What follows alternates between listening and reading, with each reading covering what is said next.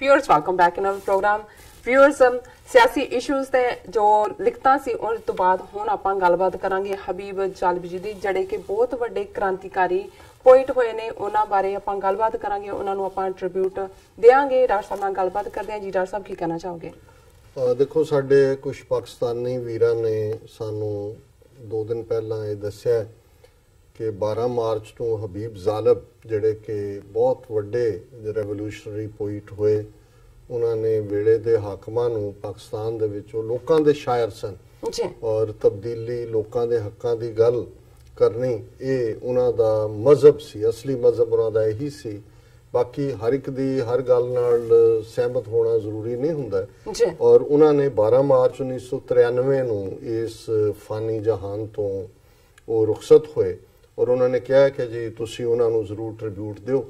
ਔਰ ਇਹਦੇ ਨਾਲ ਹੀ ਮੇਰੇ ਮਨ 'ਚ ਖਿਆਲ ਵੀ ਆਇਆ, ਮੈਂ ਸੋਚਦਾ ਕਈ ਦਿਨਾਂ ਦਾ ਰਿਹਾ ਸੀ ਕਿ ਇੱਕ ਪਾਸੇ ਬੇਸ਼ੱਕ ਸਾਡਾ ਇੱਕ ਸੈਗਮੈਂਟ ਜਿਹੜਾ spiritual nuggets of spiritual wisdom ਦੇ ਥੱਲੇ, ਪਰ ਮੈਨੂੰ ਇਹ ਲੱਗਾ ਕਿ ਵੀ ਉਹ ਸਾਡੇ ਬਰੇ ਸਗੀਰ ਦੇ, ਸਬ ਕੰਟੀਨੈਂਟ ਦੇ ਜਾਂ ਸਾਊਥ ਏਸ਼ੀਆ ਦੇ ਰੋਸ਼ਨ ਦਿਮਾਗ, ਉਹ ਪੋਇਟ ਹੋਣ, ਰੈਵੋਲੂਸ਼ਨਰੀ ਹੋਣ, ਬਹਾਦਰ ਯੋਧੇ ਹੋਣ ਜਾਂ ਇਨਸਾਨੀਅਤ ਦੀ ਖਿਦਮਤ ਕਰਨ ਵਾਲੇ ਰਹੇ ਹੋਣ, ਜਿਨ੍ਹਾਂ ਨਾਲ ਸੰਬੰਧਿਤ ਜਦੋਂ ਕੋਈ ਵੀ ਖਿਆਲ ਜਾਂ ਕੋਈ ਦਿਨ ਆਉਂਦਾ ਹੈ ਤੇ ਉਸ ਤੇ ਵੀ ਅਸੀਂ ਗੱਲ ਕਰੀਏ। ਸੋ ਇਸ ਨੂੰ ਅਸੀਂ ਇੱਕ ਨਵੇਂ ਸੈਗਮੈਂਟ ਦੇ ਤੌਰ ਤੇ ਲੈ ਰਹੇ। ਔਰ ਉਹਨਾਂ ਦਾ ਹਬੀਬ ਜ਼ਾਲਬ, ਉਹਨਾਂ ਦਾ ਜਨਮ 24 ਮਾਰਚ 1928 ਨੂੰ ਹੁਸ਼ਿਆਰਪੁਰ ਜ਼ਿਲ੍ਹੇ ਦੇ ਮਿਆਣੀ ਅਫਗਾਨਾ ਪਿੰਡ ਦੇ ਵਿੱਚ ਹੋਇਆ ਔਰ 12 ਮਾਰਚ 1993 ਨੂੰ ਉਹ ਇਸ ਜਹਾਨ ਤੋਂ ਰੁਖਸਤ ਹੋਏ। ਔਰ ਇਸ ਸਾਰੇ ਪੀਰੀਅਡ 'ਚ ਹਾਲਾਂਕਿ ਜਦੋਂ ਵੀ ਤੁਸੀਂ ਕਿਸੇ ਪਾਕਿਸਤਾਨੀ ਭੈਣ ਭਰਾ ਨਾਲ ਗੱਲ ਕਰੋਗੇ, ਹਬੀਬ ਜ਼ਾਲਬ ਨੇ ਉਰਦੂ ਦੇ ਵਿੱਚ ਬਹੁਤ ਕੁਝ ਲਿਖਿਆ। ਉਹਨਾਂ ਦੀਆਂ ਉਰਦੂ ਨਜ਼ਮਾਂ ਬੜੀ ਜਿਹੜੀਆਂ ਨੇ ਤਰਨਮ ਦੇ ਵਿੱਚ ਗਾਈਆਂ ਜਾਂਦੀਆਂ। ਉਹਨਾਂ ਨੇ ਉਹ ਜਨਰਲ ਜ਼ਿਆਉਲ ਹਕ ਹੋਏ, ਅਯੂਬ ਖਾਨ ਹੋਏ ਔਰ ਯਹੀਆ ਖਾਨ ਦਾ ਪੀਰੀਅਡ ਹੋਏ ਔਰ ਈਵਨ ਜ਼ੁਲਫਿਕਾਰ ਅਲੀ ਭੁੱਟੋ, ਜਿਹੜੇ ਉਹਨਾਂ ਦੇ ਦੋਸਤ ਵੀ ਸੀ, ਪਰ ਜਦੋਂ ਉਹਨਾਂ ਨੂੰ ਲੱਗਾ ਵੀ ਕੋਈ ਗੱਲ ਗਲਤ ਹੋ ਰਹੀ ਹੈ ਸੋ ਉਹ ਇੱਕ ਸੱਚ ਨਾਲ ਖੜੇ ਇਨਸਾਨ ਸੀ। ਪਰ ਮੈਂ ਕਿਉਂਕਿ ਉਰਦੂ ਦੀਆਂ ਉਹਨਾਂ ਦੀਆਂ ਲਿਖਤਾਂ ਔਰ ਦੂਸਰੇ ਬਾਰੇ ਤਾਂ ਬਹੁਤ ਸਾਰੇ ਜਾਣਕਾਰੀ ਰੱਖਦੇ ਨੇ, ਮੈਂ ਥੋੜੀ ਜਿਹੀ ਸਰਚ ਕਰਕੇ ਉਹਨਾਂ ਨੇ ਜੋ ਪੰਜਾਬੀ ਦੇ ਵਿੱਚ ਲਿਖਿਆ, ਕਿਉਂਕਿ ਮੁੱਢਲੇ ਤੌਰ ਤੇ ਇਹਨਾਂ ਦੇ ਵਾਲਿਦ ਸਾਹਿਬ ਵੀ ਜਿਹੜੇ ਨੇ ਉਹ ਪੰਜਾਬੀ ਦੇ ਸ਼ਾਇਰ ਸੀ ਔਰ ਬੜੇ ਖੁੱਲੇ ਖੁਲਾਸੇ ਸੁਭਾਅ ਵਾਲੇ, ਪੇਂਡੂ ਖੇਤੀਬਾੜੀ ਦੇ ਨਾਲ ਜੁੜੇ ਹੋਏ।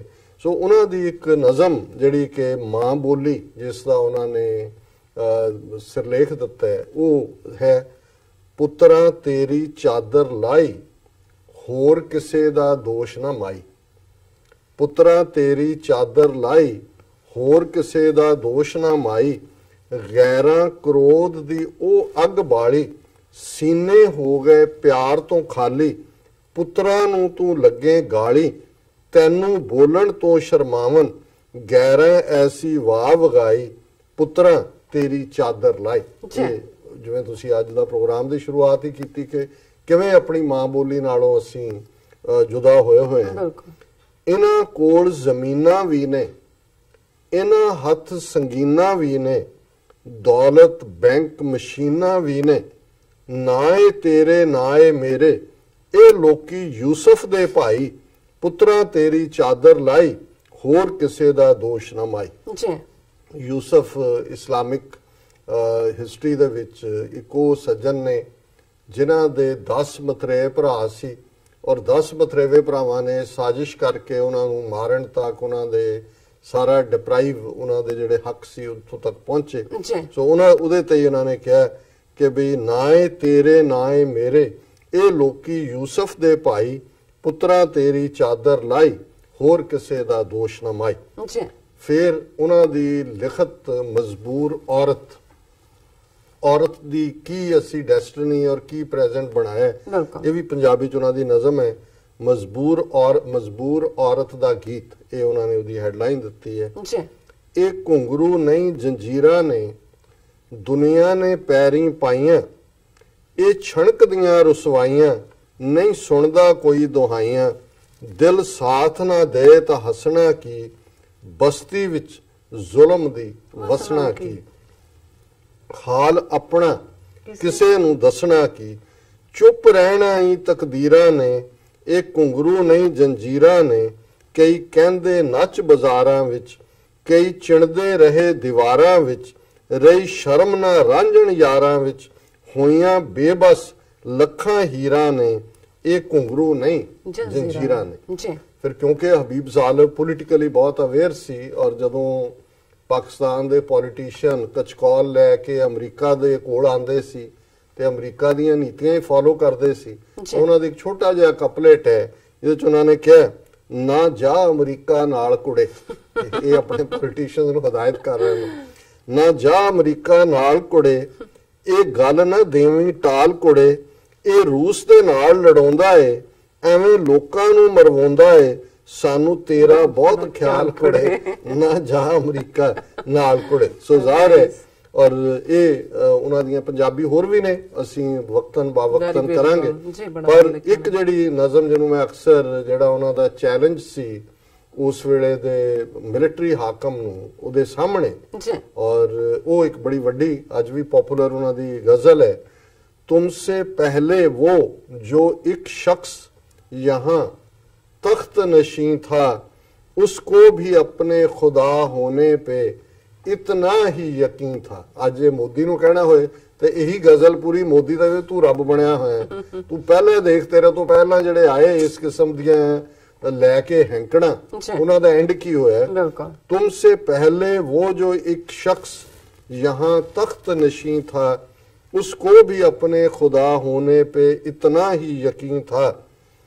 कोई ठहरा हो जो लोगों के मुकाबल तो बताओ, वो कहाँ है कि नाज जिन्हें अपने तय था, आज सोए हैं तहे खाक, ना जाने यहाँ कितने, कोई शोला कोई शबनम कोई महताबे ज़मीं था, अब वो फिरते हैं उसी शहर में तन्हा लिए दिल को, एक जमाने में मिजाज उनका सरे अरशे भरी था। उच्चे आसमान ते सी, आज जो खाक दे विच रले हुए ने। छोड़ना घर का हमें याद है, ਜ਼ਾਲਿਬ नहीं भूले। वो कदे भी अपने पिंड नूं नहीं सी भुल्ले। उन्हां दीयां बहुत सारियां नज़मां च दुआबे दी बरसात, अंबां दा जिक्र, उस मौसम दा जिक्र।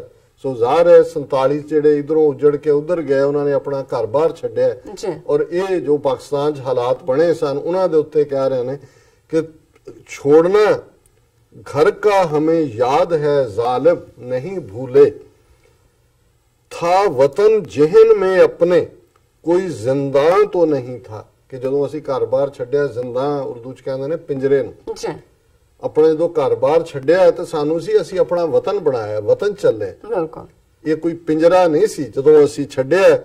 छोड़ना घर का हमें याद है, ਜ਼ਾਲਿਬ नहीं भूले, था वतन जहन में अपने कोई जिंदा तो नहीं था। ਸੋ ਅਸੀਂ ਹਬੀਬ ਜ਼ਾਲਿਬ ਉਹਨਾਂ ਨੂੰ ਆਪਣੀ ਸ਼ਰਧਾ ਦੇ ਫੁੱਲ ਭੇਟ ਕਰਦੇ ਹਾਂ। ਜੀ ਡਾਕਟਰ ਸਾਹਿਬ, ਤੁਹਾਡਾ ਬਹੁਤ ਬਹੁਤ ਸ਼ੁਕਰੀਆ ਇੱਥੇ ਲੈਣੇ ਆਪਣੀ ਵਿਊਜ਼ ਕੋਲ ਇਜਾਜ਼ਤ। ਵੀਅਰਸ, ਤੁਹਾਡਾ ਬਹੁਤ ਬਹੁਤ ਸ਼ੁਕਰੀਆ, ਤੁਸੀਂ ਆਪਣੀ ਕੀਮਤੀ ਸਮਝ ਚੋਂ ਸਮਾਂ ਕੱਢ ਕੇ ਸਾਨੂੰ ਆਪਣੀ ਰਾਏ ਤੇ ਸੁਝਾਅ ਭੇਜੇ ਨੇ ਤੇ ਭੇਜਦੇ ਰਹਿਣਾ ਸਾਡੇ ਇਸ ਪਤੇ ਤੇ SOSHVH4 ਤੇ ਅਸੀਂ ਆਪਣਾ ਪ੍ਰੋਗਰਾਮ ਲੈ ਕੇ ਫਿਰ ਦੁਬਾਰਾ ਹਾਜ਼ਰ ਹੋਵਾਂਗੇ। ਤਦ ਤੱਕ ਲਈ ਮੈਨੂੰ ਤੇ ਆਪਣਾ ਸੁਣਾ ਗਿਆ ਦਿਓ, ਦੇਖਦੇ ਰਹੋ TV ਰਿਪੋ। ਬੁਲਾ ਦਿਓ ਫਤਿਹ। ਵਾਹਿਗੁਰੂ ਜੀ ਕਾ ਖਾਲਸਾ, ਵਾਹਿਗੁਰੂ ਜੀ ਕੀ ਫਤਿਹ।